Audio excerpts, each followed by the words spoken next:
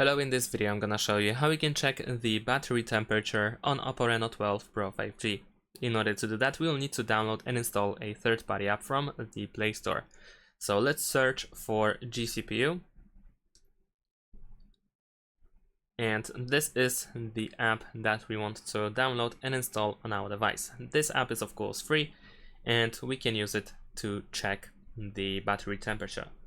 Once the app is installed, of course, we're gonna press open. Let's press this check. There we go.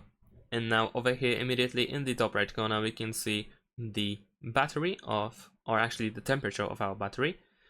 But we can also tap over here in order to find detailed information about the battery. And here, once again, we can see the current temperature. We can also scroll down.